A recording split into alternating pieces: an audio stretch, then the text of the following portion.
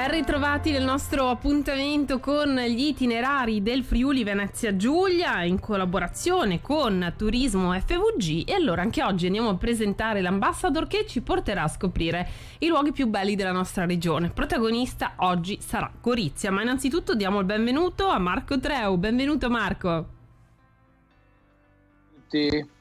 Benvenuto, è un piacere averti qui con noi perché oggi tu ci condurrai alla scoperta delle bellezze di Gorizia, ma anche alla scoperta di quello che sarà un appuntamento veramente importante per Gorizia, che insieme a Nova Gorizia diventerà nel 2025 capitale europea della cultura. Ma partiamo proprio da Gorizia, parlando di quelle che sono tutte le opportunità e le visite guidate promosse e proposte da Promoturismo FVG. Diciamo che possiamo fare una premessa su quello che è Gorizia, una città di frontiera fondamentalmente, lo hai ripetuto tu prima. Nel 2025 avremo un grandissimo appuntamento da non perdere, che insieme ai cugini, anzi io ormai li dico fratelli di Nova Gorizia, andremo a essere per un anno la capitale culturale europea. Gorizia quindi è sicuramente confine, ma è anche storia, è storia della Grande Guerra, c'è Bisonzo, c'è il castello, abbiamo tante contaminazioni dai Borboni all'impero austro-ungarico, quindi tutto quello che trovate poi sul sito di Turismo FVG vi può condurre a una serie di visite guidate aperte tutto l'anno. Trovate tutte le info, è inutile che io vi racconti date e percorsi, nel senso che trovate tutto sul sito. Sicuramente devo sottolineare alcune cose abbastanza importanti, come è l'iniziativa della Corte di Francia a Gorizia del Gelo Dorato dei Borboni, in cui si va a vedere la castello della Castagnavizza, ma c'è anche il tramonto del castello di Gorizia, c'è Carlo Michestetter, che vedete anche le immagini, il famoso filosofo, scrittore e poeta, morto suicida all'età di 23 anni. Poi c'è anche tutto un discorso legato all'architettura. Chiaramente tutte queste contaminazioni poi hanno portato una serie di interventi sulla città. Mi immagino anche il percorso di Via Rastello che porta al castello, quindi tutta la parte legata anche a dominio di Venezia, cioè ai Borboni, all'impero austro-ungarico. Diciamo che c'è tanto da vedere, non solo a Gorizia, anche chiaramente tutto quello che è collegato al percorso sull'Isonzo. Ricordiamoci che poi è anche un fiume sacro alla patria, ecco. Esatto, sì. E tra l'altro, mentre tu raccontavi, chi ci ha seguito e chi poi andrà anche a vedere questo video sui nostri canali, sul canale YouTube e sulla pagina Facebook, abbiamo visto proprio le immagini bellissime di Gorizia, e sul sito proprio di turismofvg.it troverete tutti questi video da rivedere con i luoghi più belli accompagnati alle parole di Marco. Allora Marco, tra storia, cultura, enogastronomia, percorsi, arriva anche questo appuntamento importantissimo. Gorizia, capitale europea della cultura, insieme a Nova Gorizia, quindi ancora più una rappresentazione di questa unione al di là dei confini. Certo, il successo è stato proprio questo, nel senso che siamo la prima capitale culturale europea transfrontaliera e a mio avviso bisogna sottolineare questo percorso che da quando è stata nominata la candidatura a fine credo 2021, a novembre 2021, c'è un quindi tutto quel lavoro che è stato fatto a livello di preparazione per arrivare a vincere questa candidatura.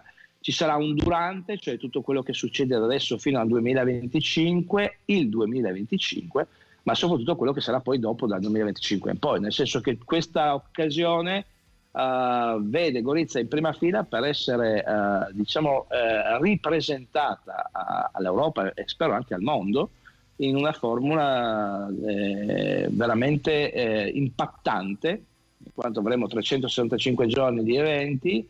La città sicuramente in questi 3 anni subirà una trasformazione e quindi secondo me è bella vederla già adesso, quando ancora non è pronta, durante, perché ci saranno sicuramente trasformazioni, e poi viverla nel 2025 dal 1 gennaio fino al 31 dicembre. E poi dopo dovremo raccogliere, come è stato l'esempio di Matera, raccogliere i frutti per poi andare avanti verso un percorso di rivalorizzazione di una città che ha dato tanto all'Italia, ha dato tanto all'Europa, ma chiaramente essendo anche la mia città ha dato tanto anche a me stesso e a chi la vive. Allora Marco ti chiediamo anche così tra le immagini di Gorizia che scorrono, ricordo che potete seguirci sulla nostra web TV anche in diretta oppure su Facebook e il nostro canale YouTube, chiediamo a te dunque di dirci perché secondo te insomma bisogna visitare Gorizia, visitarla per chi viene a visitare la nostra regione o per chi dalla nostra regione insomma vuole scoprire davvero tutte le peculiarità di questo Friuli Venezia Giulia.